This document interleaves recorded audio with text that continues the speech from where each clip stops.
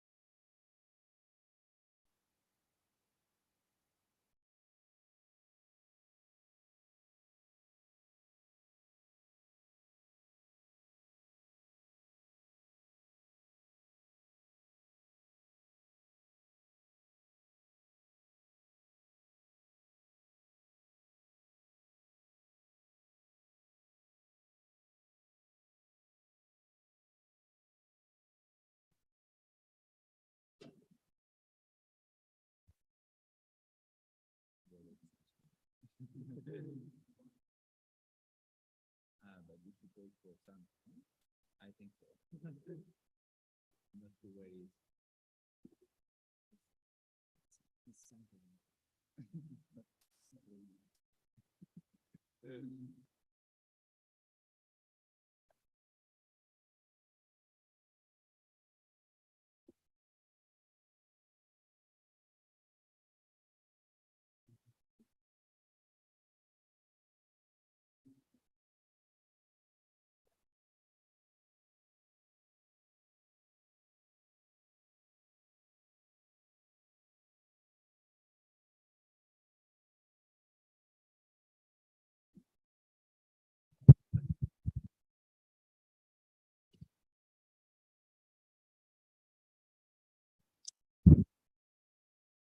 So, good evening. Welcome to the third public event of the summer school and to the second week. Last Monday, while introducing this year's edition, I was mentioning that one of the main strengths of the program is maritime migration and maritime borders. And of course, this implies a focus on the Mediterranean. I guess most of you know about what happened in the Mediterranean in the last 3 decades. Shortly put, the Mediterranean is a massive graveyard. But this is not all. The Mediterranean has been and is traversed by movements of migration that continue to challenge the European maritime border regime.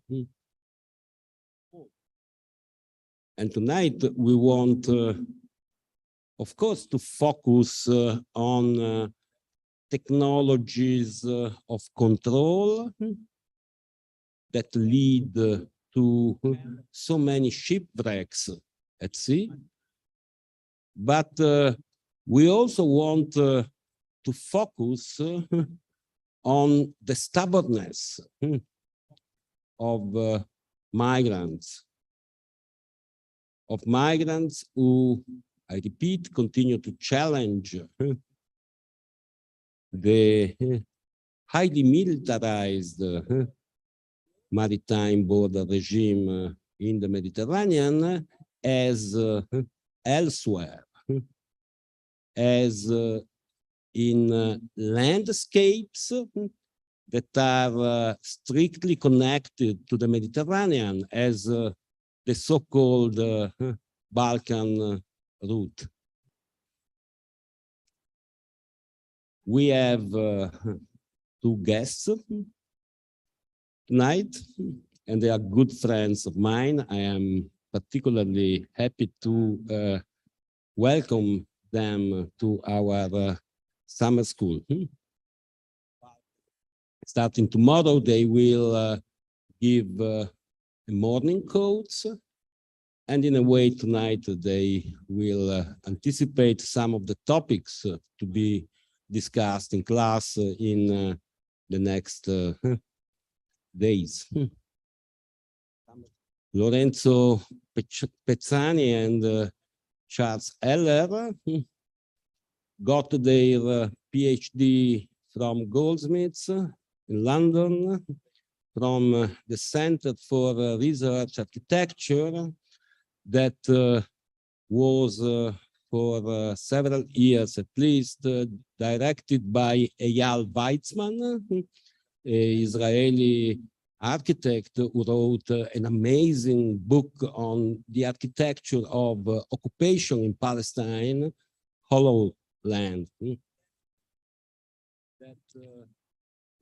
Eyal launched many years ago a project called forensic architecture, and in a way, both Lorenzo and Charles were part of that project. Parallel to that, they launched another project called forensic oceanography. And tonight they will explain to us what is at stake in that project that in the meanwhile has scaled up. There is a new project, border forensic, and I guess we will hear something also about this new project. They are authors and co-authors of an amazing set of essays. I would like to emphasize this element of co-authorship. Charles and Lorenzo write basically together, and this is something that I particularly appreciate because over the last years I have also privileged co-authorship. At the same time, they are also activists. They are involved in the wide fabric of activist projects that refer to the Mediterranean.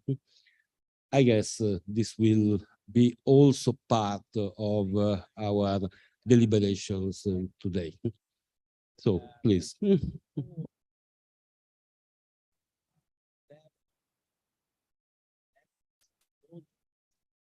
That refer to Thanks a lot, Sandro. And can you hear me? Yeah. I guess this will We're also part really of delighted. I our- don't know if this is working or should I take this? So, please. It works okay? Or should I take it closer? So really delighted to be with all of you this evening. Thanks, Sandro, for this generous introduction. And yes, we have a long-standing friendship with Sandro, but also I think it's fair to say that his work, his theoretical, his political work has been deeply influential for us and for many other scholars and activists working on migration and borders. And I think it's also fair to say that both of us have really admired the program developed at the summer school year after year. It's each time amazing to see the richness of the program and the care that's put into crafting it. And I can also say that some of the lectures that have been giving maybe in this or other halls have been inspiring to us over the years in our own work. So we're really delighted to be here, delighted to at the prospect of engaging with students over the coming days. And yes, this evening is an introduction to the project that we've been leading over the last a little bit more than 10 years, since 2011, forensic oceanography, and then since last year, border forensics. And it's both addressed to a broader public, but also functions as a kind of introduction to the course that we'll be giving over the coming days. So really very briefly, and I'm even wonder if this is necessary after Sandro's introduction, but we started to initiate the project Forensic Oceanography within the broader research project and agency, Forensic Architecture. I'm happy to take the other if it's better, you tell me.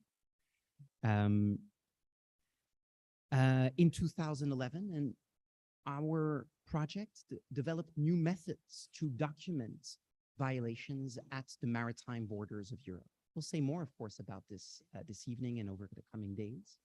But I think what's important today is that at the time when we began our project in 2011, really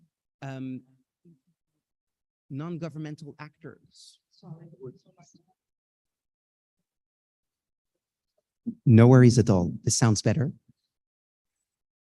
When we started our project back in 2011, non-governmental actors would count the deaths of migrants at sea, would denounce them as the structural outcome of the EU's exclusionary border regime. But it was extremely difficult to try to document incidents with precision, break the impunity for the thousands of migrants' deaths at sea, and let alone to intervene at sea to prevent those deaths. Our project then involved developing new methods to document border violence. There's a kind of echo, no? Or, which led to a series of reports which have been used for strategic litigation. As Sandro was describing, we also write about our practice, about the transformations of the border regime, and writing and academic thinking is really essential for our work in the sense that we try to embody a kind of critical forensic practice in which human rights work, activism, is really inextricable from critical thinking, and critical thinking serves to spur further, reorient, challenge our practice, and our practice nourishes our critical thinking in turn. And we intervene as well in the context of cultural practice, aesthetic practice, in the context of the arts or architecture in particular. And in the context of our project of forensic oceanography, we've also developed different activist tools, such as the Watch the Med platform or the Watch the Med alarm phone, a 24/7 operating phone line, which extends no border networks across the sea. So through these projects, we've been very close to different activist initiatives at sea over the years. However, precisely because there is now a proliferation of actors operating at sea, doing absolutely extraordinary work, while other border zones have not seen same developments in methods to document border violence or to intervene, to prevent and to contest border violence. That is really one of the main reasons why, considering that if the Mediterranean is the epicenter of the global landscape of deaths, there are many other border zones that generate large-scale border violence, border deaths. There are forms of border violence that do not register as death, but register in forms of exploitation, precarity, psychological harm. And thus, we felt that there was a need to develop methods to document these other forms of maybe overlooked or less easy to register border violence. And this is why we initiated a year ago the Border Forensics Project, through which we're currently conducting 3 interrelated investigations into the successive rims of border controls that have been deployed across migrants' entire trajectories between Africa and Europe. One focuses on border externalization and its effects in Niger. The other focuses on aerial surveillance in the Mediterranean, while we've just published the first investigation as part of the Board of Forensics project on the lethal effects of border control across the internal borders of Europe, in particular across the borders between Italy and France in the Alps. So I'll leave it at this for this very brief introduction. And again, thanks a lot for having us, and look forward to engaging this evening and for the coming days. Thank you indeed, Sandro. And it's an honor and a pleasure to be here. For me, it's also particularly, an important moment in a sense, since Bologna will become my academic and also personal home in the next few months. So it's nice to be kind of starting somehow this process also with this intervention. The plan for tonight is that we would like to use this opportunity to unpack some of the kind of toolbox and reflections that we have developed over the years through this project, forensic oceanography and border forensics. And then we'd like to conclude by, kind of trying to sketch some very tentative lines of analysis of, where are we, what is the current conjuncture in which we find ourselves, also as a way, hopefully, to open up a bit of a debate and a discussion around these questions. But first, let us go into forensic oceanography's work, and we'd like to start to do that in a way that is kind of faithful, not only to our methodology, to how we work, but also how we'd like to narrate these stories, i.e. through a series of boat stories. So you'll hear two boat stories now. The first one goes like this. In the early morning of 27 March 2011, a small rubber dinghy left the port of Tripoli in Libya and started to navigate toward the coasts of Italy. Despite being only slightly over 10 meters, it carried 72 passengers from all across sub-Saharan Africa, 12 tanks of fuel, a GPS, a compass, and a Thuraya satellite phone. No food or water was on board. At the time, the Mediterranean, you might remember, was arguably one of the most surveilled spaces on Earth, with tens of military ships and helicopters that were monitoring the area in the context of the NATO intervention in Libya. Yet, despite repeated contacts with several of these assets, and despite the Italian Coast Guard and NATO headquarters having been informed of their position and situation of distress, no one intervened, and the passengers were left to drift at sea without any food or water. In 15 days, the boat was finally washed ashore back on the Libyan coast with only 9 surviving passengers. So together with some of the survivors of this event, as well as a vast coalition of activists, NGOs, journalists, and scientists, we use cartographic and visual methods to reconstruct with precision what had happened to this boat in what came to be known as the Left to Die boat case. In doing that, we sought to reaffirm a critical right to look. While the sea had until then largely remained beyond the capacity of non-governmental groups to explore and to see what was happening, our reconstructions, comprising some of the maps, the satellite imagery, the modeling of the boat's drift that Charles was mentioning just earlier, contributed to open a breach in what we might call with Rancière the partition of the sensible imposed by states onto migration and border violence. Our report and videos were then mobilized by a broad coalition of NGOs towards strategic litigation, but circulated across the international press, art and architecture exhibitions, and marked somehow the beginning of our forensic oceanography project. Now, fast forward exactly 10 years after. In the morning of the 21st of April, 2021, the alarm phone, an activist-run emergency hotline supporting migrants crossing the Mediterranean, which, as Charles has mentioned, we had the privilege to help setting up, receives a phone call from a fisherman informing them about the possible distress of a rubber boat that hours earlier had left the coast of Libya with around 120 people on board. After several attempts, the alarm phone shift team manages to establish contact with the boat and communicates its position to all authorities, urging them to intervene before an incoming storm reaches it. One of the aircrafts operated on behalf of Frontex, European Coast and Border Guard Agency, overflies the boat but leaves without providing any further assistance. Among the vessels present in the area and alerted by the alarm phone, only the Ocean Viking, a non-governmental rescue vessel, which at the time was run by the NGOs SOS Méditerranée and Doctors Without Borders, responds to the alarm phone call, despite being located much further away than several other merchant vessels. When the following morning, the Ocean Viking finally manages to reach the last known location of the boat, it could only find a few floating bodies. Again, none of the actors who could have intervened eventually did so, and their collective inaction led to the tragic death of all the passengers. So this second story is thus strikingly similar to the first one, and yet very different at the same time.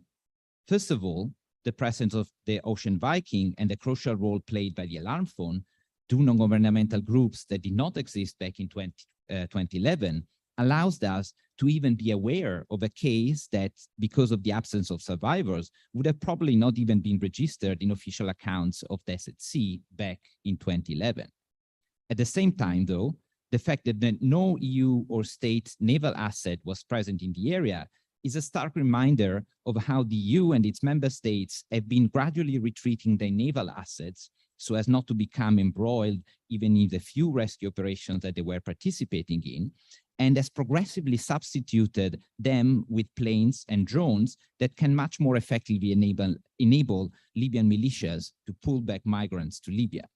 So these shipwrecks, in a way, epitomizes the violent and yes, unsuccessful attempt of European authorities to close down the Mediterranean frontier through the combined measures of the criminalization of non-governmental rescues and the externalization of border control that has been implemented since 2016 to contain migrants' freedom to move across borders.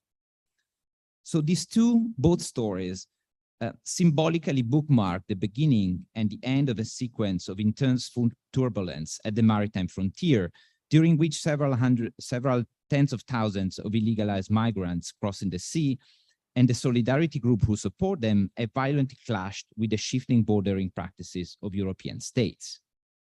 If they use maritime frontier as being a laboratory for new forms of government and modalities of violence deployed to stem crossings at all costs, so too has it been a laboratory for new forms of non-governmental politics, with many activists stemming from different political backgrounds contributing to contesting border violence through the inventions of new forms of struggle.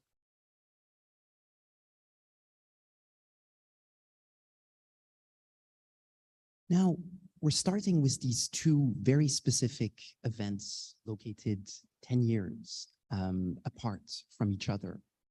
That together, as Lorenzo just mentioned, bookmark the beginning of our work and a sequence of opening, of rupture in the Mediterranean border regime. And the other, which somehow marks a still open phase of closure, a closure that is not complete and seems to be lasting and refusing to be completed, thanks to the persistence of migrants crossings, thanks to the persistence also of non-governmental actors who have stood fast and refused to be expelled from the sea through criminalization, amongst others.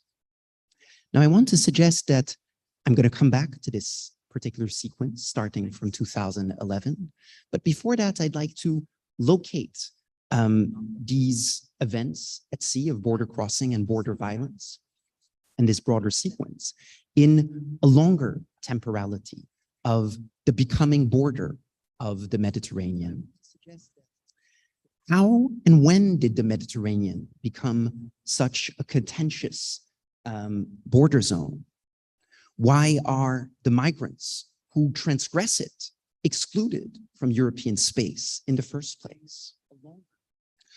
Often the answer to this question is limited to relatively recent history and the history of the formation of the EU and the space of freedom of movement within the EU. The narrative that you'll read again and again in academic articles or also in various activist contexts might go something like this. at the beginning of the 90s, at the same time as we saw the emergence of a space of freedom of movement within the EU for EU citizens, we also saw a simultaneous and co-substantial process of stricter visa requirements for citizens of the global South, effectively denying legal access to EU territory for the vast majority of them.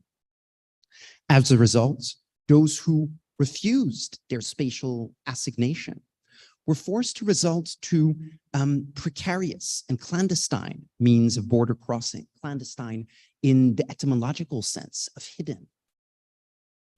Increasingly militarized means of border control only made their travel more dangerous. Migrant deaths became structural, leading to more than 48,000 recorded deaths disseminated across the borders of Europe, the vast majority across the Mediterranean frontier, turning it into a liquid grave. Those who succeeded in arriving safely on EU territory faced precarious legal conditions, waiting in the limbo of asylum processes or becoming subjected into an ever-increasing illegalized labor force, included through their very exclusion within EU territory, labor, and very, very political form. Now, of course, all of this is in many ways, I believe, accurate, even if it's a very condensed summary of this narrative. But I'm worried that in this narrative of the becoming border of Europe, the temporality is too limited and does not quite allow us to understand why this specific geography of inclusion and exclusion emerged in the first place. And I want to suggest that through this map of the consolidation of the space of freedom of movement in the EU and the very emergence of the European Union itself, we need to superimpose, as on a palimpsest, another map, the map of European imperial expansion across the sea.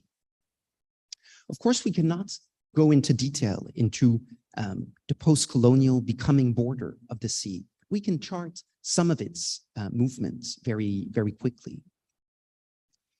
While over several centuries, the Mediterranean had been what Samir Amin referred to as a space of conniving rivalry. That is a space of relative equality, if also conflict. The turn of the 19th century marked a decisive break in the expansion of European empires across the sea and the increasing unequal relations imposed across the sea on the level of economic relations and political relations. And migration was an inextricable part of this becoming unequal of the two shores of the Mediterranean. During most of the 19th century, thousands of European immigrants emigrated to North African lands, for example, which became labor frontiers, often replacing displaced or exterminated populations. While the movements of the colonized was in turn highly limited, segregated within colonial societies. And when the colonized were recruited into the military or as workers on European soil, for example, during the First World War, their presence, status, movements in the metropolitan space were governed by colonial laws, categories, and even administrators. So what we see here is that the racial boundaries of the colony began to bleed into metropolitan space through the movement of the colonized and their colonial management. Now, of course, just as other dimensions of European colonialism, the control and segregation of the colonized movement was contested in many different ways. I think of, for example, the anti-colonial leader from Algeria, Emir Khaled, who demanded as part of a broader manifesto, the absolute freedom for the indigenous workers of all categories to travel to France, as part of a series of demands for greater equality and autonomy. But in addition to these forms of frontal and vocal opposition to the controls imposed on their movement, the colonized exercised as well more imperceptible forms of resistance. Just after the First World War, when stricter regulations and administrative procedures were reimposed on the populations of Algeria, Morocco, Tunisia, and their movements to France, an increasing number began to stow away in the ferries and cargo ships that connected different ports of North Africa to metropolitan France. And just like today, the attempt to evade the control on their movement resulted in greater danger for those who sought to cross in these ways. In 1926, for example, more than 20 Moroccans were found dead in the whole of the Sidi Farouche, a commercial ship on which they had stowed away. Now, it seems to us essential to expand the temporal scope of our analysis to include these early cases of migrant death, even though Moroccans or Algerians at the time were in fact not migrants at all. They were circulating within a single empire state, and thus were not crossing any state borders, but they were transgressing the boundaries of colonial citizenship. Those early deaths mark for us the emergence, some of the many points of emergence of the mobility conflict opposing the movements of citizens from the global south to the restrictive bordering policies and practices of states of the global north. And bringing these early cases of deaths into the scope of our analysis allows us to bring, I hope, into sharper focus the dynamics of empire, of race, of class that do not appear so clearly within the more limited Europeanization narrative. Coming back to the more limited temporal frame in which we would like to inscribe the two cases that Lorenzo started with, I'd like to come back to the sequence of opening and closure that was marked at its beginning with the Arab uprisings. Now, why, one might ask, did the Arab uprisings have such an important impact on the EU border regime?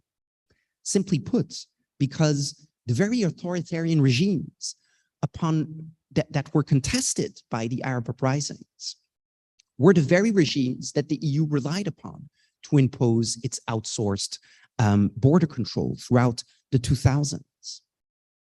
And through these combined measures, by 2009, the EU had practically succeeded in sealing off the Mediterranean successive routes of border crossings. And looking at the Mediterranean in 2010, it could seem as if a major fault line of the world system had been temporarily pacified. This, however, was only the calm before the storm. The delayed defiance of the Arab uprisings, which in the words of Hamid Dabashi constituted a moment of rebellion against domestic tyranny and globalized disempowerment alike, now jointly challenged beyond the entrapment of post-colonial ideologies, opened a sequence of unprecedented defiance against the EU border regime itself.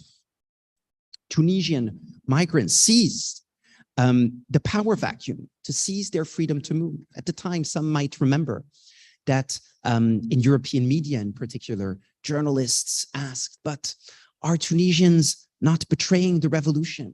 Why are they leaving Tunisia? Why do they not stay in Tunisia to rebuild their country after toppling the Ben Ali regime?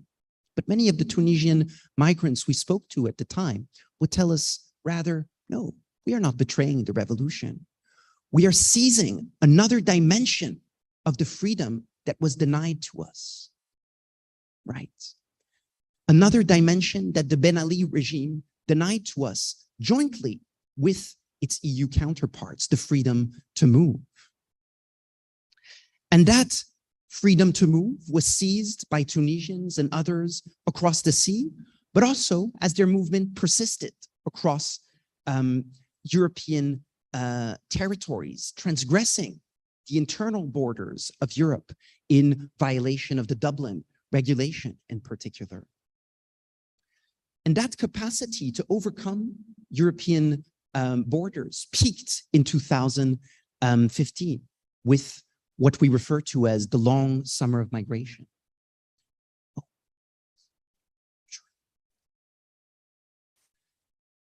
Now, if the 2015 summer of migration marks in many ways the peak of the capacity of migrants to transgress European borders, its external borders, but also its internal borders as migrants trekked across Europe. It also marked the beginning of a violent rollback of the border regime, as in the aim of shielding the extreme center in all European states. State agencies and actors, European agencies, sought to at all cost re-erect the successive rims of border control to prevent migrants from ever setting foot on European soil. We saw, of course, this process across the Balkans, across the re-erection of successive externalization agreements, and as well in Italy, where despite the power vacuum in Libya, Italy, with the full support of European agencies and the European Union, sought to re-erect border externalization by re-establishing an agency that had practically disappeared for all practical purposes, the Libyan Coast Guards. So what we see then in this sequence, which I've charted very quickly here, is that just as revolution and migration went hand in hand in the case of Tunisian migrants, likewise, the counter-revolutionary restoration across North Africa and the Middle East, and the counter-revolutionary restoration of the order of borders went together, right? As the EU has relied on the restoration of authoritarian regimes across the Middle East and North Africa to reimpose border control on the migrants from the global south it seeks to keep out at all costs. So from this very kind of brief sketch of this sequence, you already understand how complex and constantly shifting, this landscape and this kind of, relation of powers that take place and take hold of the Mediterranean are, right? So a question for us that has been, there from the beginning of the project, in a sense, has always been, how can we somehow intervene within this this context, right? How can we even hope to understand some of its functioning, right? If there are so many actors, so many different geographies interacting and contrasting and being in dialogue with each other. So perhaps, if we were to summarize with one, sentence, our approach, we could say that we have done this, we have tried to engage with this space and with its politics by investigating over the years a series of shipwrecks, right? Taking really shipwrecks as a sort of method, in a sense. Shipwrecks punctuate the macabre history of the transformation of the Mediterranean into a border zone, marking some of its most profound shifts. And this is why precisely we are focused on them as key entry points into the complex operation of borders and the different forms of violence they generate. Historically, we should note, the shipwreck occupies a peculiar place in global histories of the modern world. If ships, from the caravels of the so-called Age of Discovery to the schooners transporting goods and slaves across the globe, have represented both an emblem and an agent, a material agent of European imperial expansion, the shipwreck has often offered a critical counterpoint to official narratives of conquest and domination, revealing the darker side of European colonial modernity.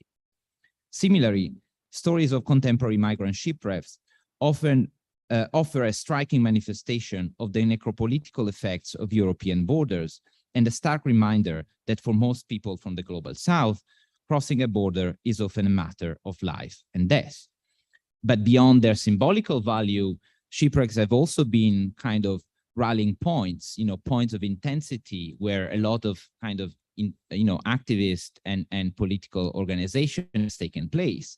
Just to mention one example, in a kind of more theoretical take on this idea, Paul Gilroy relatively recently as also tried to suggest the use of referring to shipwrecks somehow as one of the bases on which what he calls a new form of offshore humanism could take hold.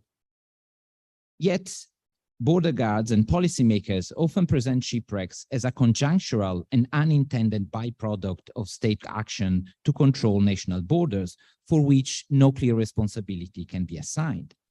This is also because shipwrecks are hardly ever the result of border guards' direct actions, and the two cases with which I started, are a kind of very good example of that, right? It's not because, these migrants' boats have been rammed or shot at that people died, but rather the inaction of all the actors that led to the death of migrants at sea. What is at play here then is rather what we have called a form of liquid violence, with migrants dying not only at sea, but in a sense also through the sea. In other words, it is the liquid element itself that transmits violence, that mediates between state policies and decisions that are taken, say, in Brussels or in Rome on the one end, and the bodies and life of migrants on the other. So one of the key challenges that we have faced in our work has been to try to retie the knot that structurally links the tightening of the European border regime with the ongoing death of migrants at sea. However, even when this connection is established, mainstream narratives about migration across the Mediterranean tend to single out shipwrecks as exceptionally horrific events in an otherwise fairly just migration regime. So focusing on these most egregious manifestations of violence always run the risk, for sure, of overshadowing the structural violence at border have always produced by instituting differential rights of mobility along the lines of race, gender, and class.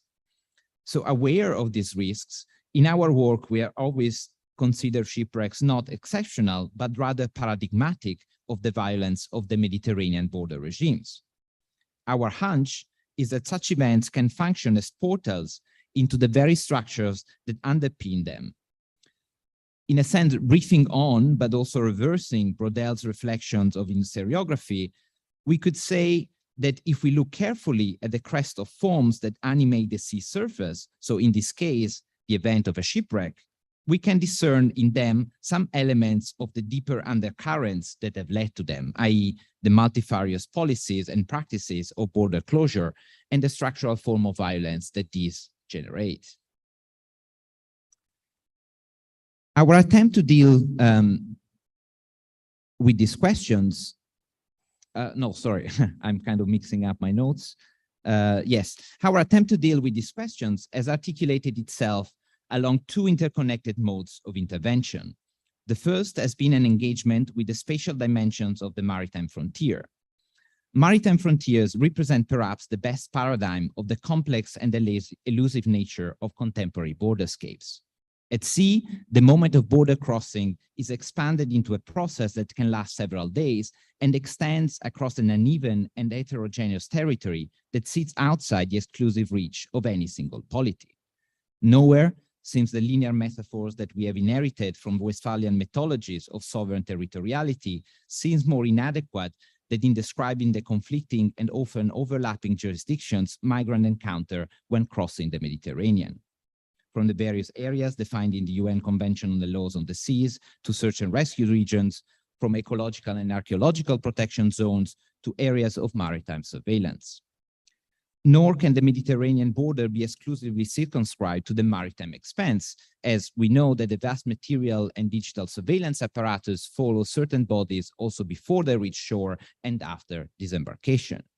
To make things even more complicated, a multiplicity of state and non-state actors, often animated by concurrent humanitarian and security imperatives, are implicated in the government of migration across these contested spaces. All the border and coast guards of all the states, coastal states in the Mediterranean, as well as those of Frontex, international organizations such as the IOM and the UNHCR, non-governmental search and rescue groups, but also all those actors that were not at least formally connected to migration and border per se, but that still play a very important role, such as fishermen, military actors, shipping and oil companies that are operating in the Mediterranean. So this tangle of actors and overlapping geographies plays a fundamental role in creating the conditions that structurally led to the death of migrants. These are not, we should note, malfunctions, but rather structural characteristics of the maritime frontier that have allowed states to simultaneously extend their sovereign privileges through forms of mobile government and elude the responsibility that come with it.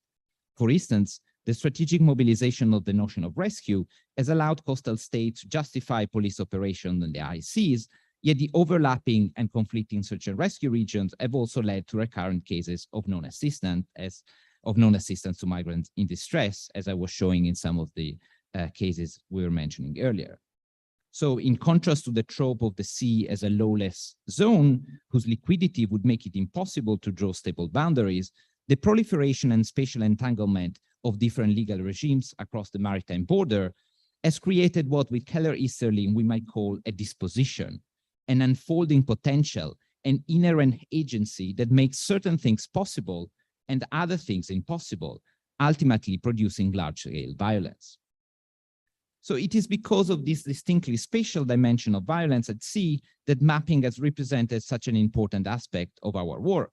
If violence is made through space, mapping can help us locate its marks and imprints in at least two ways. On the one hand, mapping has been useful to reinscribe responsibility across this complex legal geography. In the case of the Left to Die, for instance, plotting the trajectory covered by the boats onto the various jurisdictional area of the Mediterranean was crucial in pointing to the multiplicity of agencies that at different times had specific responsibility for the rescue operation, but did not intervene. On the other, by linking events across distant geographical locations and different scales, mapping can also reveal patterns of violence beyond individual cases. The second axis of interventions starts from the realization that the border regime operating across the Mediterranean imposes what I've already called a partition of the sensible, i.e. it creates particular conditions of appearance and disappearance, of visibility and invisibility, of audibility and inaudibility. So images and sound produced at and about the border do not simply document the violence of borders, but actively participate in it.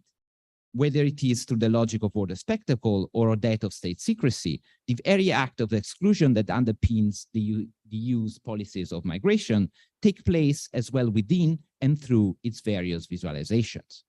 So struggling for the right of migrants then means also intervening in this regime of visibility and invisibility and claiming a right to look that would be able to challenge the borders of what can be seen and what can be heard, which is, in a sense, precisely what we have attempted to do with our visual and spatial reconstructions. So unpacking the ways in which borders operate through shipwrecks investigations has not been for us just a scholarly or a theoretical endeavor. Rather than keeping the critical distance often deemed necessary for unbiased and therefore supposedly academically valid research, we have tried to practice a form of critical proximity, using intervention as a political and heuristic device. The reconstruction of shipwrecks through the production of visual and spatial evidence has been a way for us to provoke politics to reveal itself and act upon it, forcing border control agencies to respond to the public releases of our material and providing support to migrants' rights advocates. Theoretical elaboration, instead, has often come into play for us from within particular struggles as a what to do question that we have used to think through and also challenge our own way of thinking and operating. The modern history of forensics, we should not forget, is a history of states developing scientific techniques to police deviant individuals and document their violations of the law. So this forensic practice has been instrumental in describing a hierarchy between the testimony of the victims of violence, often deemed unreliable because politically skewed or marked by trauma, and the so-called certitude of objective science. What are you? Is it all okay? Yeah, okay. In opposition to these, we have instead been committed to exploring the possibility of turning forensics into a sort of counter-hegemonic practice and a collective one, seeking to support demands for accountability in the face of the violence of states. Furthermore, in line with the critical practice pioneered by forensic architecture, the notion of forensics mobilized in the title of our project does not allude only to application of scientific techniques to a judicial context. Rather, as Eyal Weizman has argued, it refers more widely to the art of the forum, the practice and skill of presenting an argument before a professional, political, and legal gathering. Hence, all the different kind of forums in which we have tried to intervene, not only certainly the legal one, but also the kind of more activist one, the more cultural, artistic, and the more kind of theoretical, academic.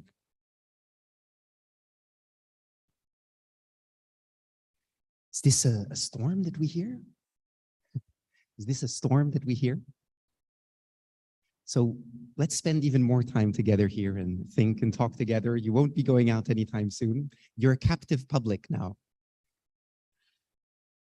Well, where does this sequence leave us? We're going to be talking about specific investigations that we led together deeper over the next years. And today we're kind of charting a broader trajectory, again, located between the two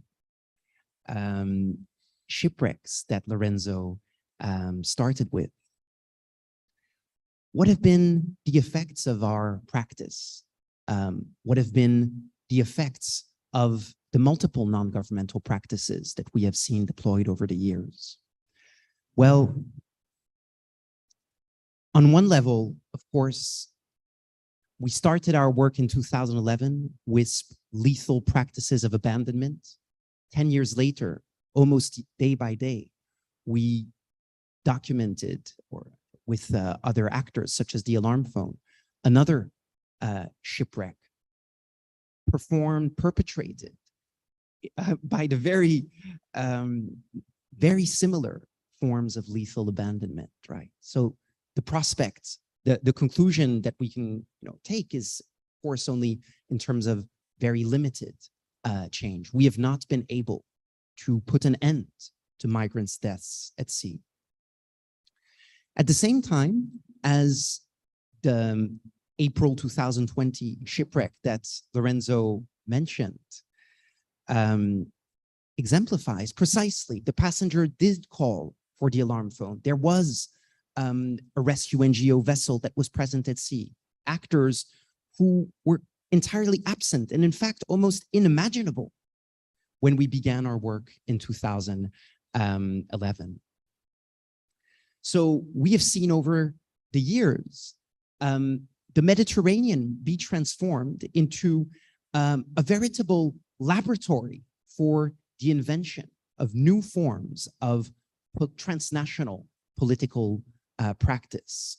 New tools of intervention have been formed collectively, demanding considerable political invention and experimentation. And we have two representatives with Sandro Mezzadra and Beppe Caccia of the Mediterranean platform, one of the most interesting and innovative political inventions in the Mediterranean from the recent years.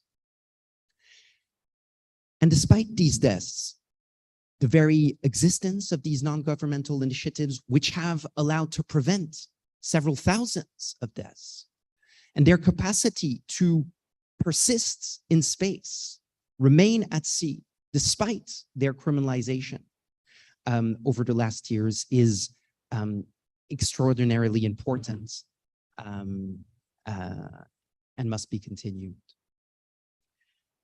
At the same time, again, border violence has continued. To a certain extent, it has been normalized. And in different areas across the eastern borders, but think simply of the recent killings of some 30 people who tried to transgress the fences of Melilla, we're also seeing a process of brutalization of the border. I believe that in the face of these continued deaths and the brutalization of border violence, in fact, practices of critical forensic practice, in fact, are even more important today than they were more than 10 years ago. We need to continue to document and contest normalization and brutalization, because we know that violence and violations evolve also through the transgression of legal norms, right? And so we need to push back against those violations, to refuse the normalization of what is today seen and denounced as increasingly brutal practices. But we do need as well, I think, to acknowledge the limits, the ambivalences of forensic practice and other forms of non-governmental activism. And these are questions that we're going to be discussing maybe later this evening, but also in the coming days. I think we need to acknowledge that as long as the systemic conditions out of which the mobility conflict is produced and reproduced, every time we contest the changing modalities of border violence, we may force state practices to adapt, but those practices precisely will adapt in turn, and new forms of border violence emerge. Today, as we think and write, and as we share thoughts together, the prospect that border violence may be heightened in the coming months, for me is, and for us, is very real. In addition to the process of brutalization that we are observing, and that has been underway since several years, its conjunction with the growing militarization of Europe is deeply worrying, as the call to consider migration as a hybrid threat as part of NATO's strategic objectives, something Sandro might discuss further later, is deeply worrying. Now, if the EU's policies of border closure against the othered and the dispossessed has long stood in contradiction with the reality of the dynamics of migration between the global south and the global north, as it does with the need of the EU economies to rely on precaritized labor. Today, the tensions that arise from the clash between the dynamics of migration and bordering risk being heightened even further by the volatile global economic and political conjuncture marked by interlocking crises and rising inequalities, which are already destabilizing different areas of the global south and might spur, once again, more people to attempt to reach Europe. Together, then, these processes could very well lead to heightening the already lethal mobility conflict. So I see we are already a bit over time, so I'll just try to conclude and wrap up very briefly. And we would like to do that in a sense also as a attempt to open up, let's say, towards a debate and discussion by trying to think together in a sense, you know, what is to be done in the face of this conjuncture that Charles just described, right? So if we agree, and we might not agree, and it would be nice to hear other people's thoughts about, you know, the kind of very sketchy and tentative analysis of the current situation in which we are living, where, you know, where does it leave us, right? If there is this kind of somehow a brewing kind of tempest, I mean, not only metaphorically, it seems, you know, how can we engage with it, right? And I think there is a sense as well, possibly, now, and over the last few months, that this kind of situation of apparent stillness, right, a kind of a bit of a sense of stuckness within the kind of the politics of migration across the Mediterranean, right?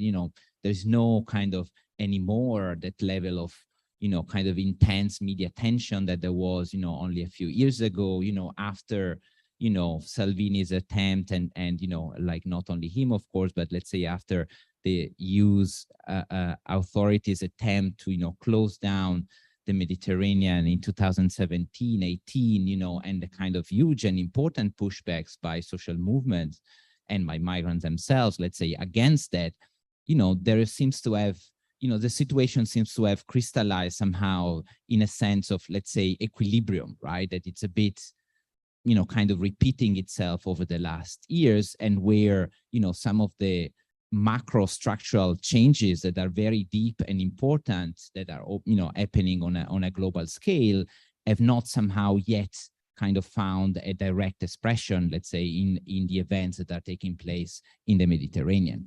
So, of course, there's no, we're not as arrogant as to kind of, suggest, a few points for what is to be done. But in a sense, we'd like to think with you about some of the ways in which we have been thinking in relation to this through our own work. And one of the ways in which we have done that is by engaging and trying to think through what's in collaboration with our friend and colleague, Maurice Tierl, we have called the politics of the freedom of movement, which in a sense was for us and has been for us an attempt to think about, the question of freedom of movement, not only in relation to state borders, but also in the ways in which state borders intersect and interact with a lot of other social boundaries that crisscross, the social fabric of the world in which we live. And of course, I'm saying this next to Sandro, who has been, whose work has been very important, of course, and influential in allowing us to understand these complexities and in trying to think about how to navigate those complexities, right? But so maybe if there is one way in which we can think that it's important to respond to this kind of sense of, let's say, equilibrium, it would be by thinking, about the politics of migration in the Mediterranean from an intersectional lens, right? And trying to understand how, the struggles around borders of migration can never be thought, but even more so perhaps now, if not in conjunction and together with other struggles that animate, let's say, the political world in which we live, right? So how border struggle cannot but be articulated with a broad range of practices and demands on other levels, which might not always appear directly related to those surrounding migration and borders. And so, of course, these include a wide range of anti-racist, decolonial, and feminist struggles, the environmental justice movement, struggles directed against uneven development, and so on and so forth, right? So it seems to me, to us, in a sense that, this might be again and again, one of the key questions that we ask when we look at the politics of migration in the Mediterranean today. We have started, somehow we have tried to do this within the, legal context of our own work, along a series of trajectories. So for instance, we have recently engaged with, thinkers and thinking about, anti-apartheid, specifically in the context of Palestine, and thinking how, as many people have described the global mobility regime as an apartheid regime, how that concept and the struggles against that idea and that political system in Palestine can also perhaps offer other points of view and another vocabulary to think about struggles on migration and borders. We are doing that, for instance, through a project that seeks to reframe the notion of hostile environments as a way to capture the entangled nature of border and environmental violence and its harmful effects, right? So hostile environment is a term that comes from the UK, and it's, the ways in which a series of legislations has been passed in the UK to deny migrants access to, basic social services, right, as a way to make them leave the UK, transforming the whole of the UK into a hostile environment. Of course, this is not something, you know, that concerns the UK only, but we might say, you know, it's a constant and common characteristics of the global North. And we would like to think about these not only, so, you know, when we think about the border as environment, we can think about those policies, but we can think about also the ways in which the sea, the desert, the mountain, and other kind of more natural environments have been also turned into spaces of hostilities for certain categories of people.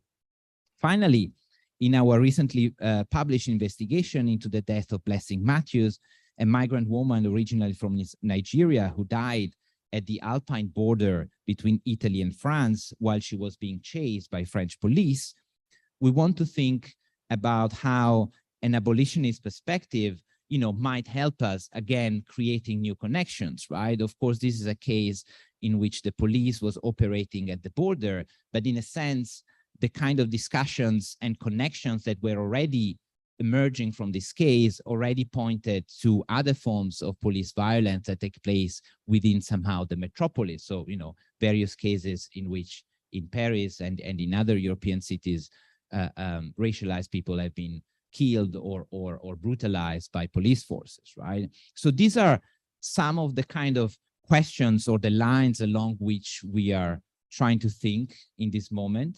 And yeah, on this note, I'd like to conclude and give it back to you, Sandro. Thank you.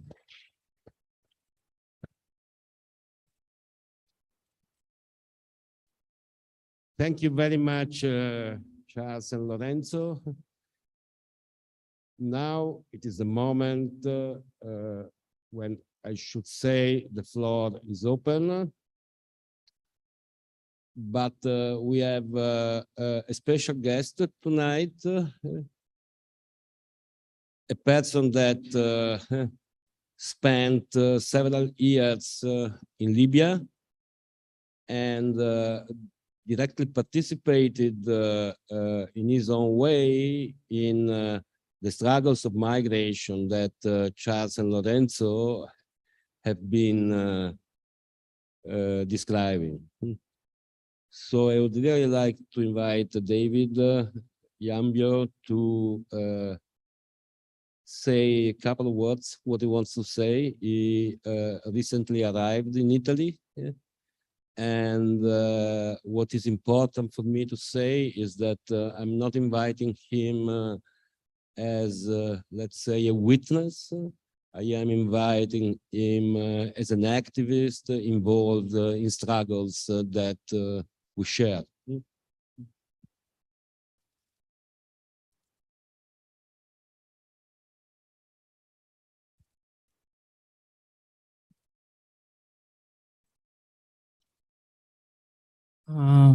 Thank you so much. I'm happy to be here today. I know all of you are wondering what unusual guest I am. Indeed, I am unusual and lucky to be here on the right time to witness what people from the other side of the Mediterranean, of the sufferings that other people who have been victimized are trying to contribute to and bring a change. I am Yambio David, 24 years old. I come from a remote village in South Sudan. All of you might not know what South Sudan is and the struggles. I was born in a civil war during the Sudan and Southern struggle until we got our independence from the Northern Sudan in 2011, which means I never had the chance to educate, to nourish myself, or to enjoy the freedom of being a national to a country. With this, I was internally displaced within my country since birth. And at the age of 18, I was permanently forced to flee my country of origin in 2016. In this journey, it was not a journey of choice.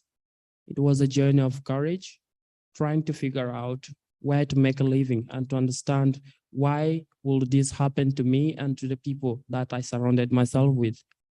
So I arrived to the Northern Sudan. Still, it was not a place to welcome me because we recently got our independence from that country. The same in Chad. I had a lot of difficulties until I arrived in Libya in 2018.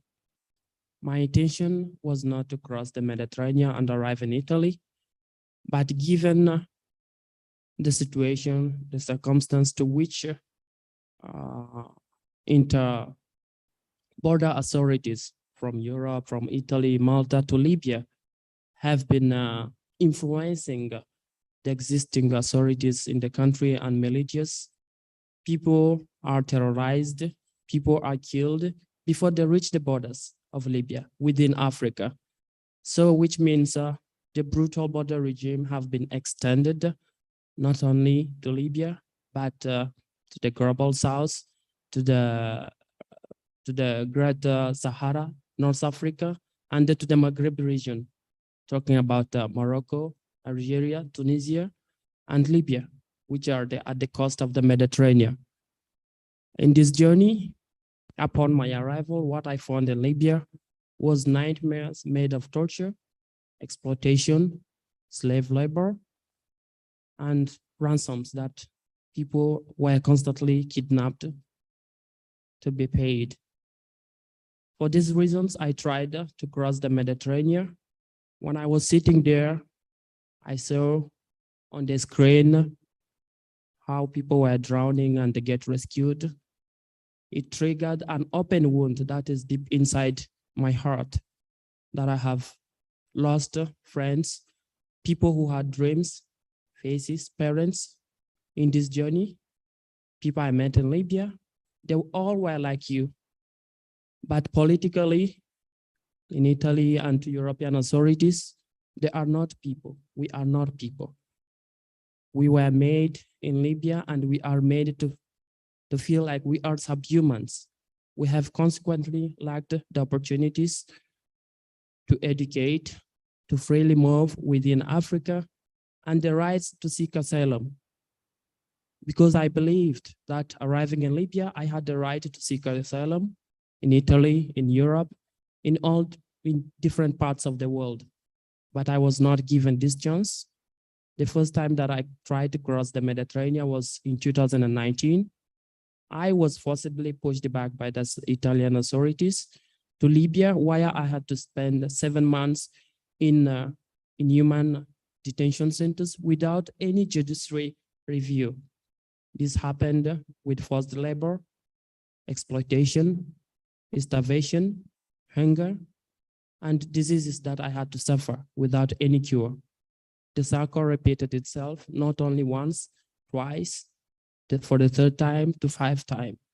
Each time I was pushed back, I ended up in detention center along with other people. There are people who have been through difficult situations than I, but for these reasons, until last year in October, there was a neighborhood in the west of Tripoli, which is Grigarish. It was a home to 10,000 people. We were called refugees, asylum seekers, and immigrants. But for us, we were people who had dreams, who had faces, whose intentions were just to make a living like any other person else. Overnight, the authorities and the militias in Libya, they came with armored tanks, with heavy weapons. Everybody was evacuated to the prison, including pregnant women, elderly, disabled, newborn babies, without any investigation into what was happening. The whole world was silent. The media, nobody was covering. Our pictures, naked women, were published and were visualized on national television in Libya. We became a mockery without a defense. So I was among the people. I stood up and I started a movement called Refugees in Libya. We set a permanent garrison where we protested for 3 months and 10 days in front of the UNHCR headquarters because we had nowhere to go to. We had no one to turn to. We started organizing ourselves to make a voice, to have visibility. We were demanding for our voices to be heard, for our rights to be protected. And during this period, only few interested individuals were able to assist us to amplify our voices.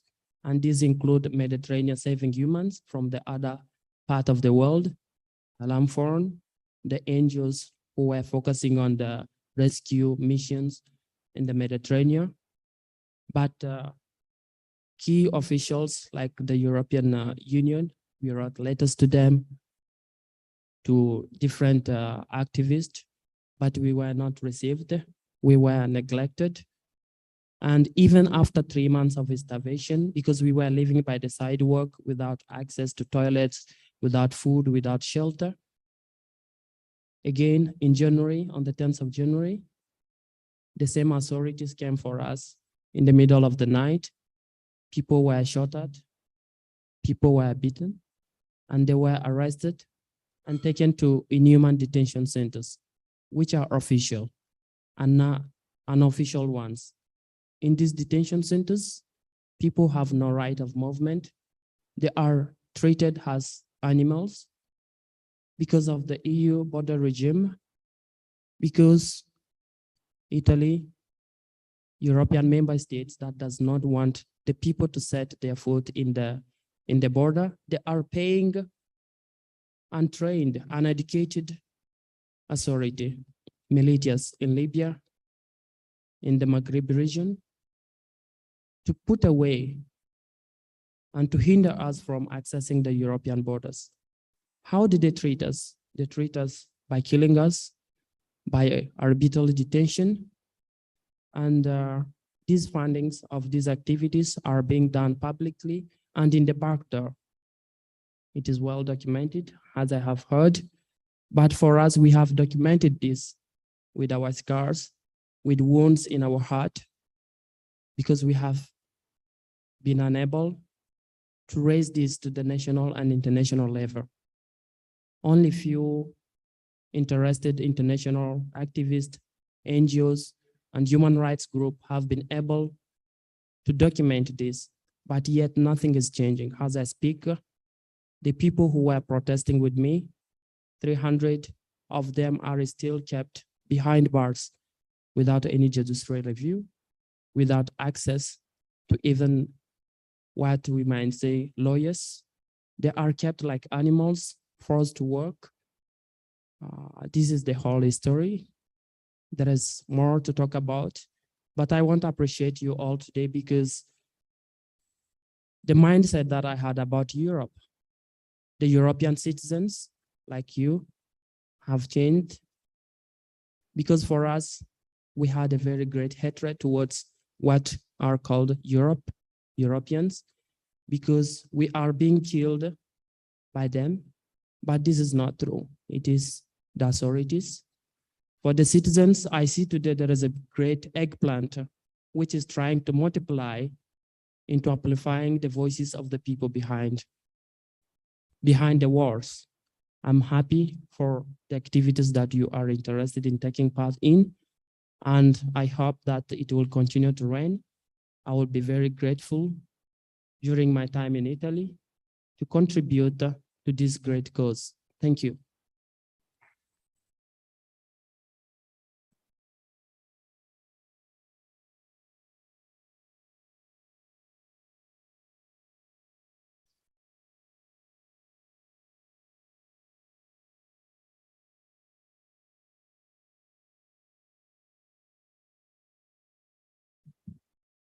Thank you, David. I think for people coming from afar, there may be the need to say something more about Libya, about the situation in Libya in the wake of the NATO war in 2011, 2012. But maybe this will be possible later or in the coming days. And now the floor is really open for questions, for comments.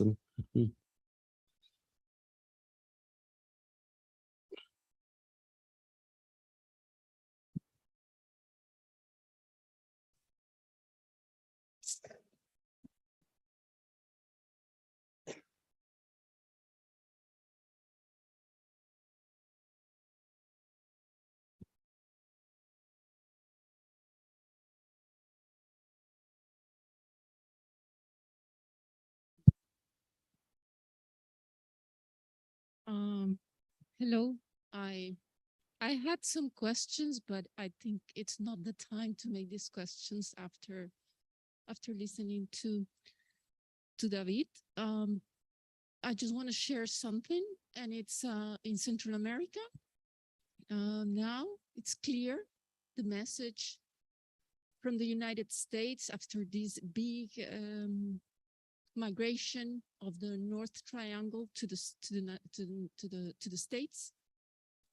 Now the whole program is to put companies in Honduras, Guatemala, not sure El Salvador, I don't think so, to help companies from the US to work and to install themselves in these territories, in these Central American territories, in order to give jobs, supposedly to give jobs to people and stay in these countries.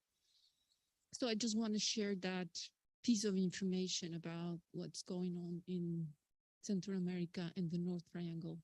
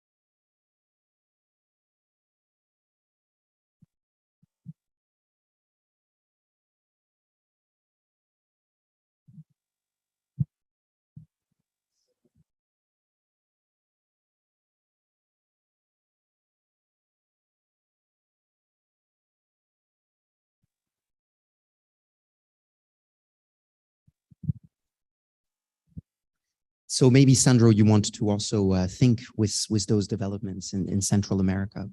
And you know, I'm not aware of the details of the policy that you're referring to here. I'd love to know more. Hopefully, we have a chance to think about that together over the coming days. But certainly, on one level, it resonates a lot with a certain discourse in the EU, which ranges from the far right to much more central political sensibilities, which, you know, and so across that spectrum, you could go from Salvini's "Aiutiamo loro a casa." Huh? Okay, you see, I'm sorry, my apologies for my poor Italian, but right, let's help them at home, right? We don't want foreigners here, so let's help them at home, right? So that's the Salvini far right version. But in fact, within the EU's institution, the European Commission, etc., there is also, you know, let's say an equivalent, which is, you know, we should tackle the root causes of migration, right? So it's a very similar argument put in different terms.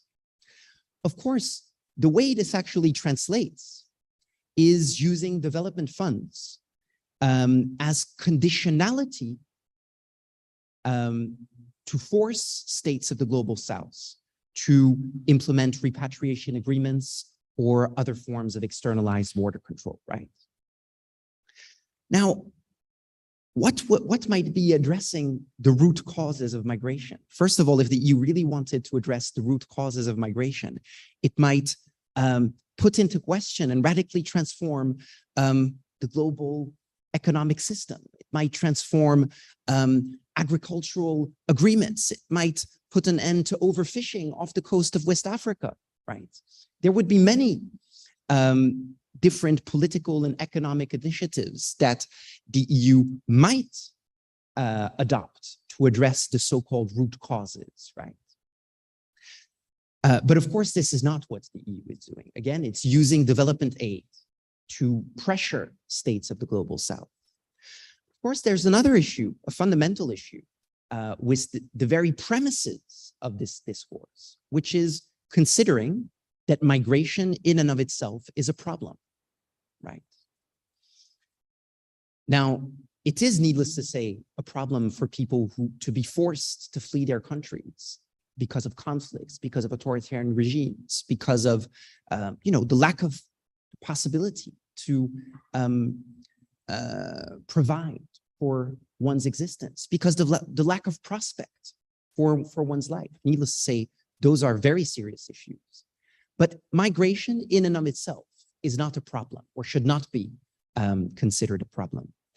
And the last fundamental issue is the very premise of addressing the root causes of migration, is that contrary to the claim of, so addressing the root causes of migration is done within the EU's global approach to migration.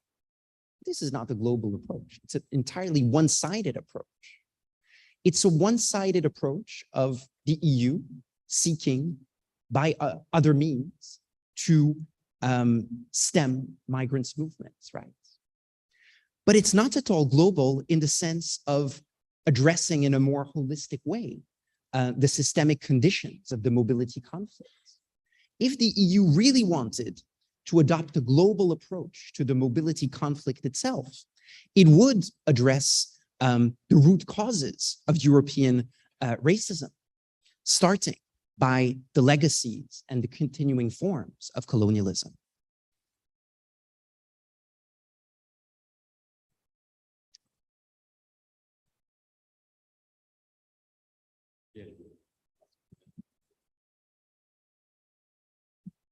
Thank you very much for your talk. It was very inspiring.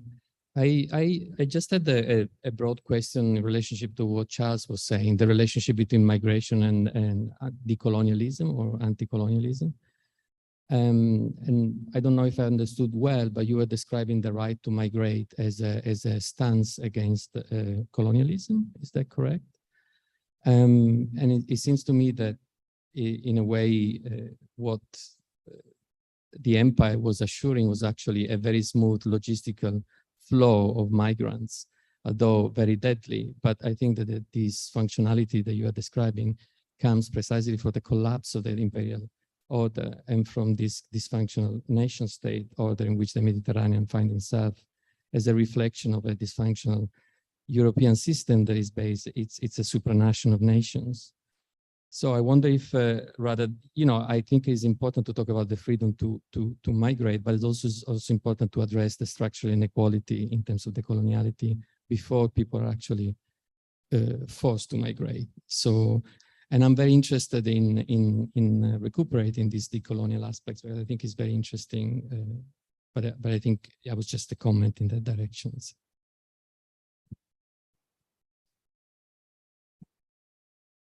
So other questions, comments? I would like to collect, and then you have the last word. Thank you very much for this. I'm going to try to formulate a question. I hope it comes out coherently.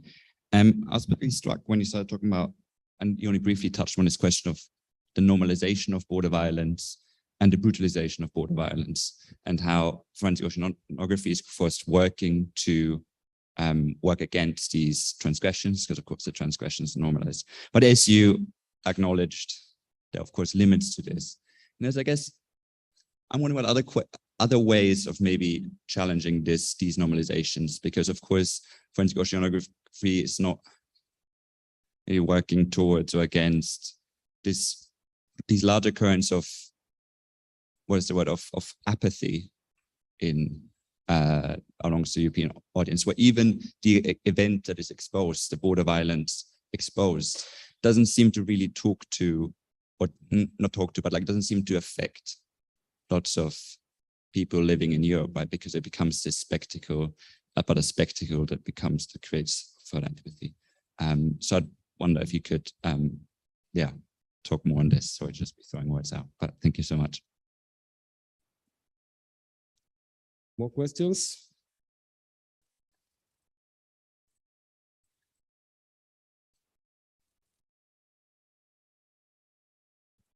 Thank you for your wonderful presentation. I look forward to the course this week. My question is kind of on the practical level about your data. I'm wondering if you could speak to any concerns you have about making legible the routes of migration and the points of departure, and what that might do to embolden local enforcement on the North African coast, or encouragement of local enforcement by the EU. Thank you. Thank you.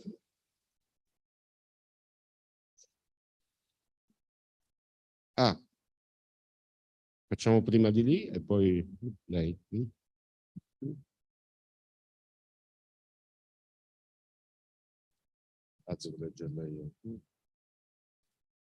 Hello, thank you very much for the talk.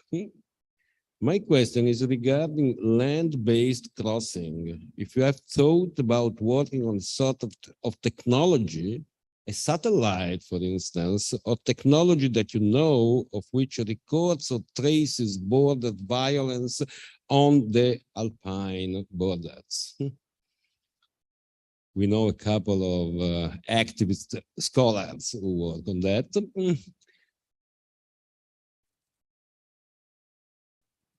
Thanks.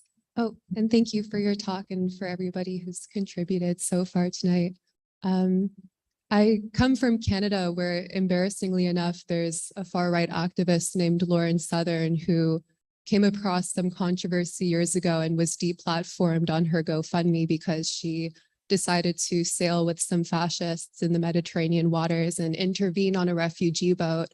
And what struck me about that moment in that video that I saw before it was deplatformed was how her rationale and the rationale of these other far-right activists was that they had this conspiracist idea that there was a kind of like political economy reason as to why there was a migration crisis, so that there could be a reserve army of labor for, labor shortages that were occurring in Europe. And so, as we know, especially in this country, fascism often has its roots in socialist arguments and socialist critiques of structures. And that's a very real thing for the growth of far-right ideology. So I'm just kind of wondering what could be said in response to people who are kind of jumping onto this bandwagon that might have anti-capitalist rhetoric and rationales, but might also be kind of going in the direction that we all don't want for things to go in, and that's open for anybody to respond to. Thank you very much.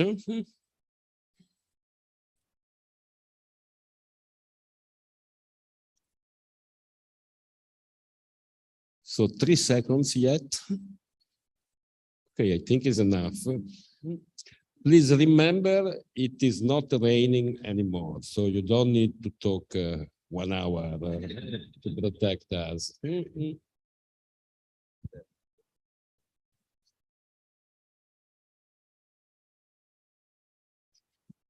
Yeah, that's it.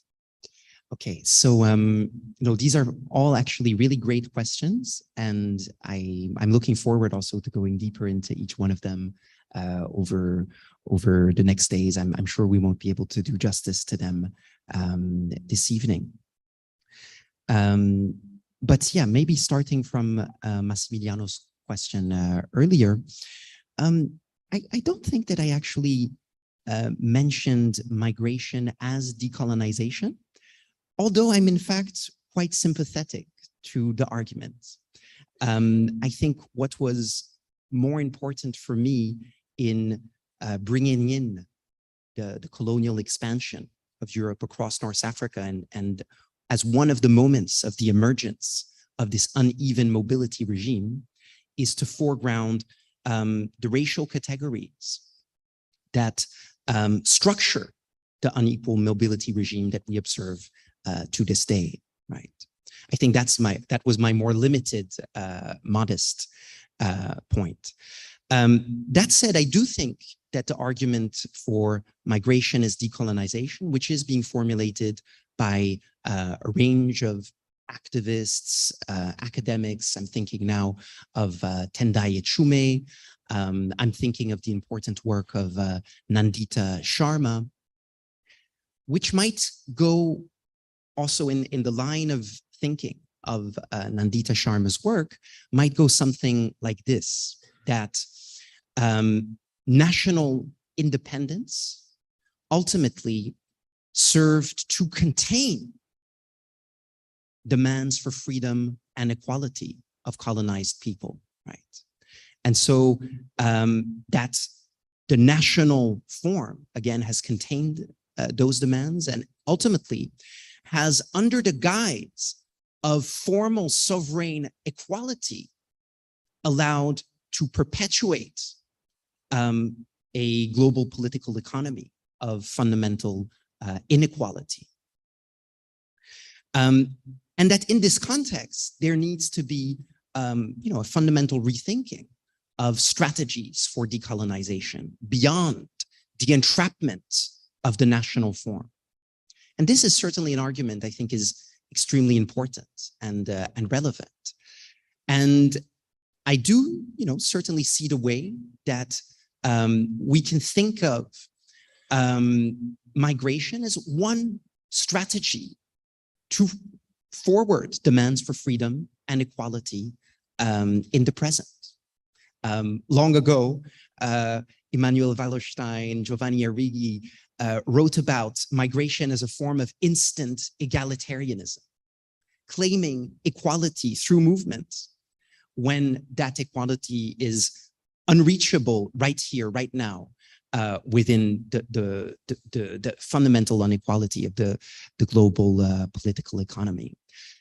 But I would absolutely agree with you that, how should I say, I don't think it's a matter of choosing migration as a strategy over the fundamental transformation of systemic inequality.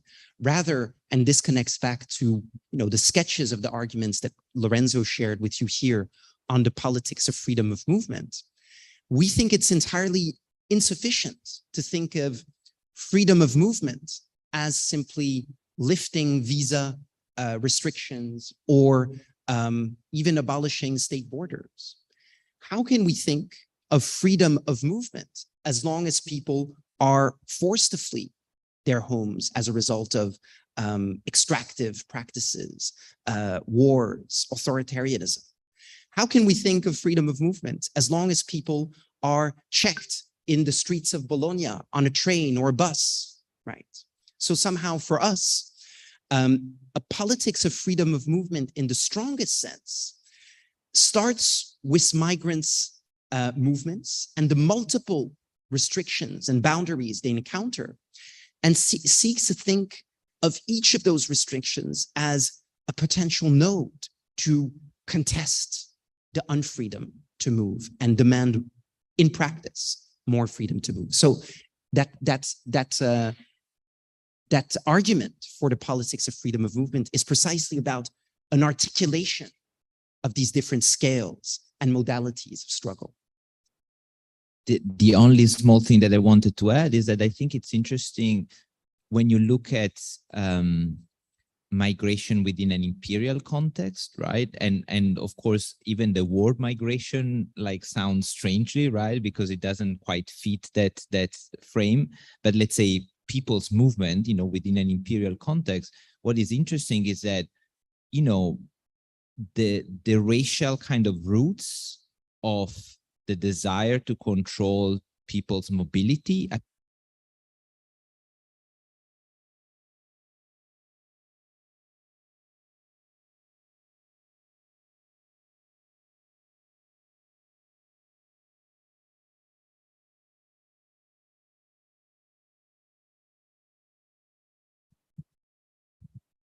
Okay, thank you. Yeah, I was saying, the racial roots of that, of that desire is immediately visible, right? And, I'm thinking of the work Renisa Mawani, for instance, who writes about, the Komagata Maru, the ship that went, from India carrying, Punjabi to Canada and was not, were not allowed eventually to disembark in Canada. And they were all British subjects, right? Subjects to the British Empire, right? And yet their possibility to move across imperial geographies was clearly restricted, right? And the work of Radhika Monja and others have really highlighted, how, let's say, this kind of racial divisions were inscribed, how difficult it was for imperial administrators, to enforce those divisions without trying to, referring explicitly to race, right? And all the kind of techniques that they had to, invent. So in the case of the ship was, the so-called continuous journey regulation, right? The idea that, you could enter Canada only as long as the ship could do, one leg, and which meant that across the Pacific, it wasn't possible, right? So just to kind of, I think it's revealing and it's interesting to look at that in that context. I lost my notes.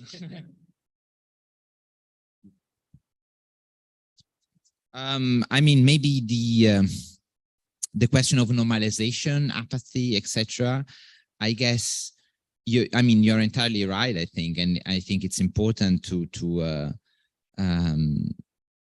highlight, that question of apathy, etc. And I mean, the only thing that I guess I would say in response to that, or thinking along the lines of the question you were asking, is, to note how this relationship between different forms of visibility and different ways of, the politics, let's say, of migration and border control in general, it's never a stable one, right? It's constantly fluctuating, right? So there are moments in which, also in our work, we have, you can see how a certain humanitarian discourse take hold, right? And becomes an instrument of border control, the ways in which even the spectacularization of death, think about the 3rd of October, 2013, there was a major shipwreck off the coast of Lampedusa. A few days later, Enrico Letta, who at the time was Italian prime minister, and Barroso, who was the president of the EU, they go to Lampedusa, where there is, in the hangar of the airport, where there was a display of all the coffins, of people, right? So this kind of display of kind of mourning, and the people were granted citizenship like after death, right? Think about that moment, and in the same speech in which they were mourning, those deaths, they were announcing, more money to Frontex, more money to border control, the kind of the repetition of the same policies of militarization that, arguably have led to those deaths, right? So this is just, to say that this kind of, spectacularization or apathy, they're not kind of, constants, right?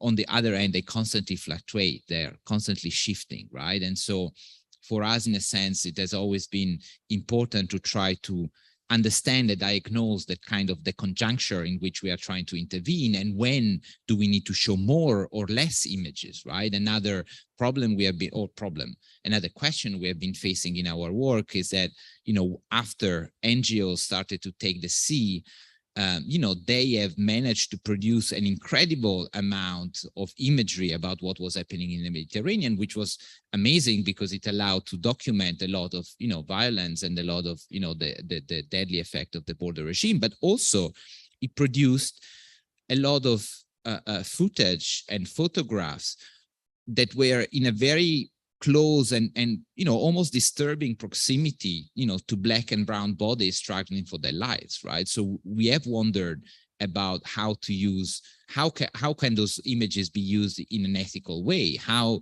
and this of course resonates with discussions that come from, Black studies and the US and around, think about, Rodney King, think about, questions about, also more recent killings from George Floyd to Eric Garner, etc.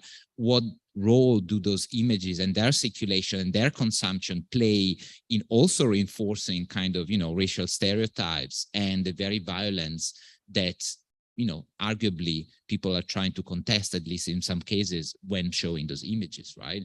So in those contexts, we also, we're thinking about ways in which the subtraction of images might work better and more effectively, rather than a kind of proliferation of those, right? So again, we don't really have time to go into, hopefully, if we'll have time to go over those in the next days. But just to say, I think this needs to be thought as a dynamic and constantly shifting and evolving relationship.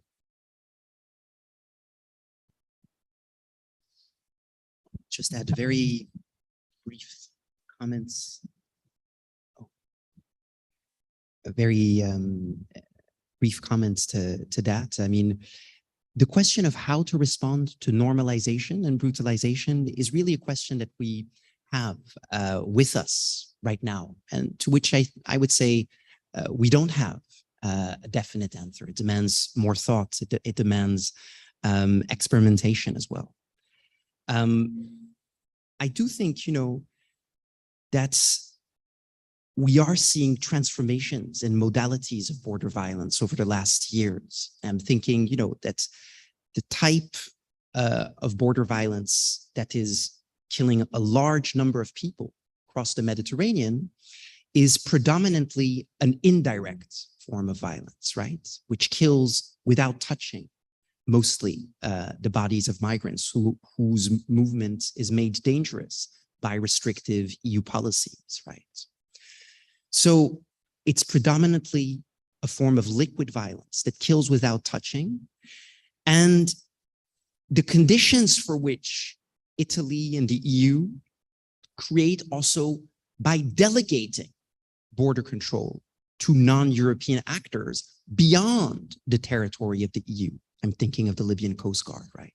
So this has been one of the main tendencies over in the central Mediterranean. Again, a form of indirect violence that is outsourced and that is beyond the territory of the EU. But those modalities are very different, say at different Eastern European borders, where you have forms of extremely direct and cruel violence that are perpetrated by EU border guards in an all too direct way, often on EU territory itself, right? These forms of violence have been repeatedly investigated, and they have been documented and denounced by, important investigations, etc., right? And yet they continue. Some of these practices have even been condemned by the European Court of Human Rights, and nonetheless, they are perpetuated. So these changing modalities of border violence and their perpetuation, despite their visibility and at times despite the legal condemnation that they are the object of, I think challenges certainly a critical forensic practice and its very premises, challenges, in fact, human rights practice and its own premises to cool. So there's some serious stock taking, I would say, that needs to be done, and considering very seriously the limits of practices to date and what might be done differently. For example, I think it would be essential to account better, not only for the practices of border violence itself, but for the multi-scalar socio-legal political architecture that allows those practices to continue, right? And that broader architecture is just as much part of the border violence than the border guard operating at the border itself. So how do we challenge? How do we intervene in that architecture itself? I also think we should always keep in mind that documenting and contesting border violence through various human rights strategies is, I still believe, important, but it's one among many, many strategies. Other strategies operate, for example, through forms of direct support to unauthorized mobility, and don't seek to oppose state violence in that kind of mediated way. And those are no less important. I think one should not feel constrained to a particular strategy or repertoire, and one should think across a spectrum, and think of, what are the possibilities that each of those strategies enable? What are the limits that each one of them encounters as well? I'll go to your question. Thank you. And yeah, in the spirit of, Sandro's invitation to keep it short, I'll try to be very brief, but it is an important question, and hopefully there'll be other occasions to, continue thinking along these lines. I think, it might seem maybe paradoxical for a project like ours that has emerged as an attempt of documenting, so in a certain sense of shedding lights on events, to be thinking in this way, but we have been, in fact, hugely influenced also by thinking about opacity, about darkness. I'm thinking of, if you think about Glissant's right to opacity, if you think about some of the recent writing by Teju Cole on darkness as a kind of productive space, we do want to think along those lines, and we do think it's essential, right? Because as you say, migration, the possibility to cross borders unauthorized, really relies and rests upon the possibility of a knowledge of the border that circulates informally and that, should not be revealed in a sense, right? So this is a question that, we have always tried to be acutely aware of. And maybe one of the ways in which we have been kind of responding to it has been through what we have called an idea of developing what we call the disobedient gaze, i.e. a gaze that seeks to reveal what the border regime does not want to reveal, i.e. border violence, but at the same time tries not to reveal what the border regime instead wants to reveal, i.e.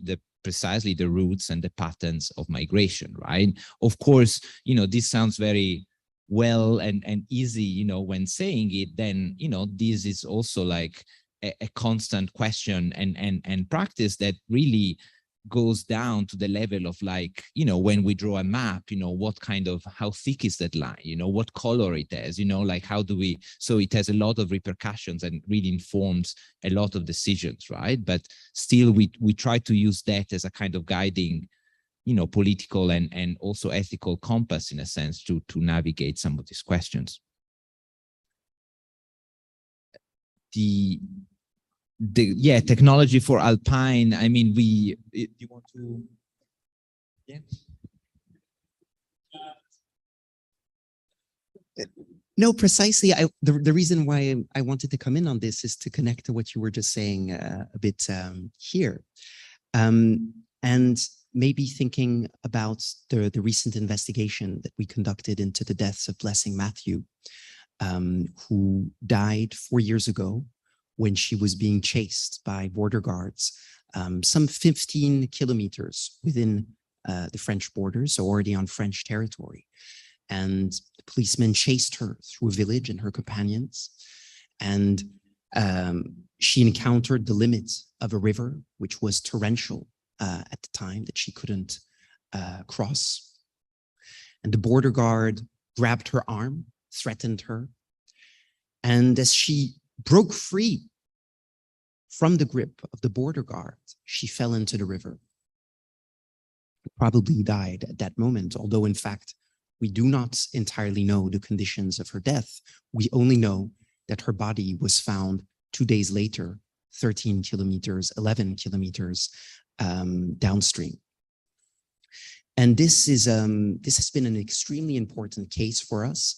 Our investigation supported Blessing's family and the organization Tous Migrants that had been litigating against the police, the French police, demanding truth and justice for the deaths of Blessing for the last 4 years.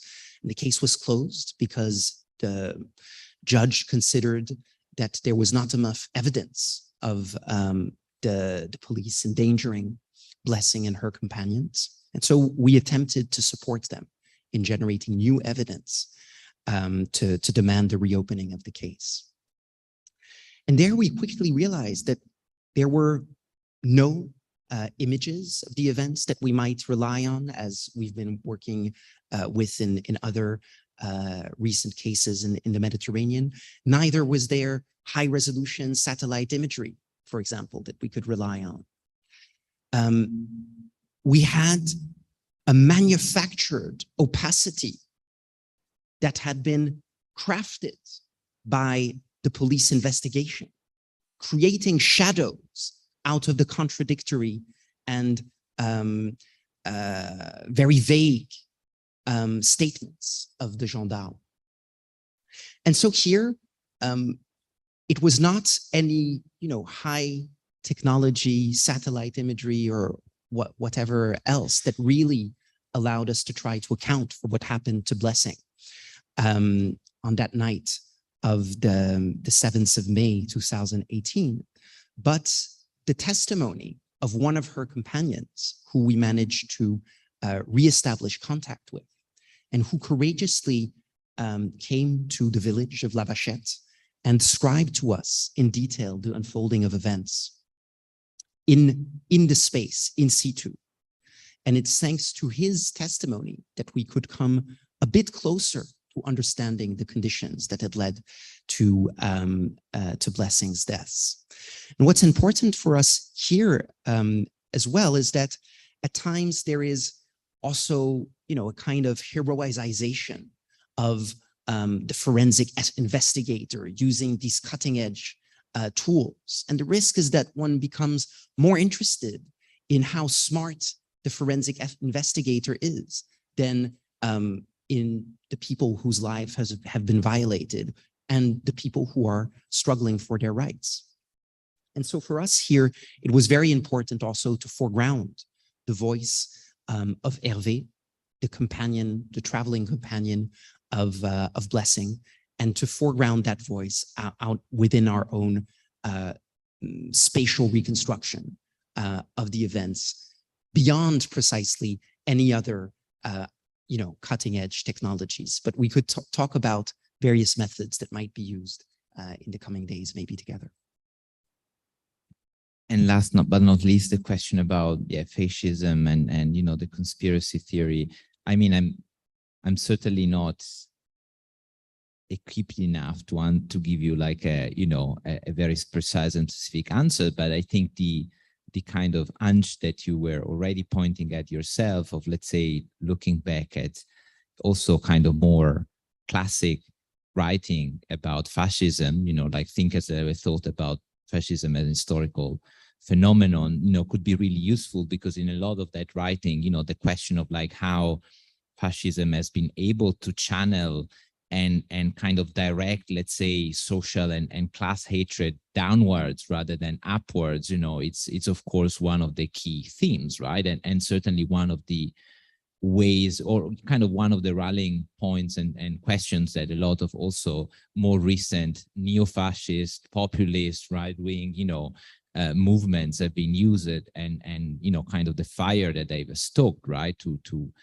take power and to win elections, right?